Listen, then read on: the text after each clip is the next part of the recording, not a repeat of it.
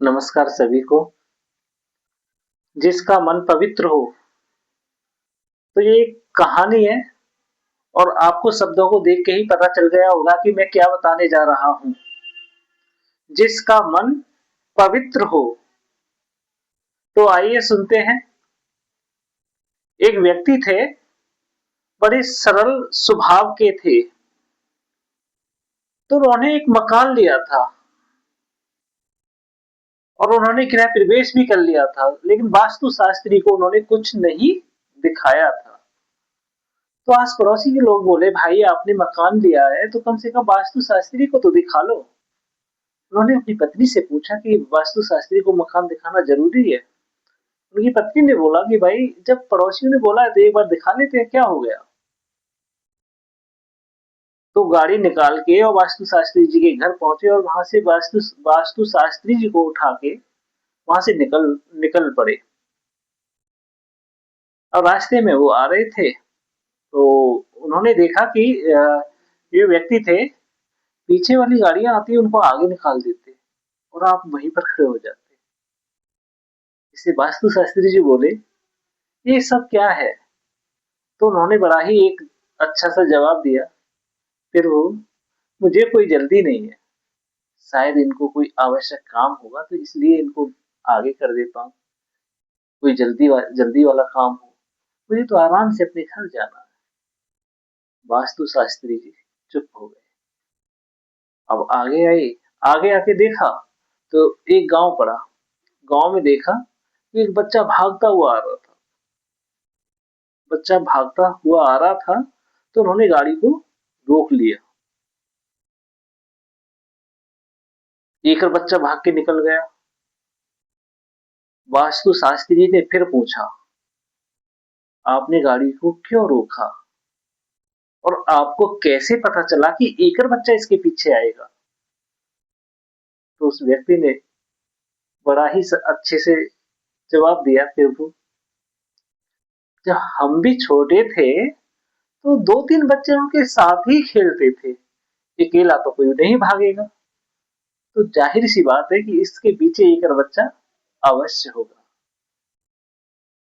वास्तु शास्त्री जी फिर शांत हो गए। अब जैसे ही वो अपने मकान के दरवाजे पर पहुंचे तो वहां देखा सिक्योरिटी गार्ड नहीं था। अब उनके लॉन में एक आम का पेड़ लगा हुआ था, उस पे आम आ रहे थे।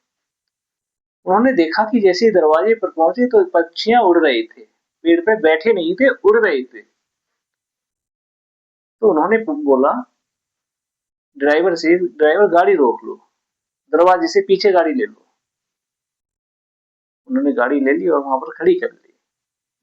वास्तु शास्त्री जी बोली कि अरे आपका मकान आ गया, अब तो उतरो। कि नहीं, पेड़ पर कुछ बच्चे हैं। वास्तु शास्त्री जी बोले, आपको कैसे पता चला कि पेड़ पर बच्चे हैं। कि आप देख रहे हैं ना, ये पंछियां उड़ रहे हैं, पेड़ पर बैठे नहीं है, तो इसका मतलब कोई पेड़ पर है। तो उन्होंने बोला कि आपके आम तोड़ रहे हैं बच्चे, तो आपको चिल्लाना चाहिए कि नहीं, ये तो बचपना है बच्चों का। अब वो व्यक्ति बोले कि चलो वास्तु शास्त्री जी, प्रभु उतरो और गृह प्रवेश करो, मेरे घर में आओ। वास्तु शास्त्री जी बोले कि बुरा ना माने तो आपसे हम एक बात कहना चाहते हैं। तो व्यक्ति बोले कि कहिए प्रभु, क्या कहना चाहते हो आप। तो उन्होंने बड़ा अच्छा जवाब दिया कि आपको कोई भी वास्तु शास्त्री की जरूरत है ही नहीं, क्योंकि आप सबके बारे में अच्छा सोचते हो। व्यक्ति चुप हो गया। व्यक्ति बोला, प्रभु मेरे से कोई गलती हो गई। कि गलती तो आप कभी कर ही नहीं सकते, और इसलिए मैं बार बार कह रहा हूं कि आपको कोई वास्तु शास्त्री की जरूरत नहीं है, क्योंकि आप सबके बारे में अच्छा सोचते हो। व्यक्ति बोले, प्रभु ये तो आपका बड़प्पन है, लेकिन मेरे घर के अंदर चलो। कि नहीं, आप खुद वास्तु शास्त्री बने हुए, जिस घर में इस टाइप का व्यक्ति है, तो उसको वास्तु-शास्त्री की कभी ज़रूरत नहीं पड़ेगी। आप सबका अच्छा सोच रहे हैं तो भगवान आपके साथ हैं।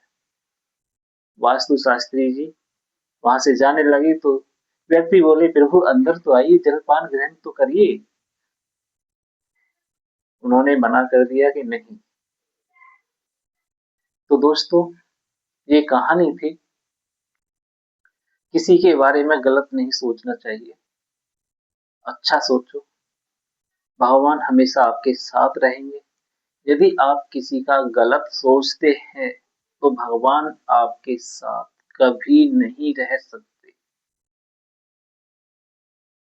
क्योंकि किसी का गलत सोचने से आपका भाग्य कभी नहीं सुधरेगा और बल्कि बिगड़ेगा। आपको अपने भाग्य को कोसना भी नहीं चाहिए, लेकिन समझना चाहिए, अपना कर्म करना चाहिए और भगवान को याद करना चाहिए। इससे बड़ा धरती पर कुछ है ही नहीं।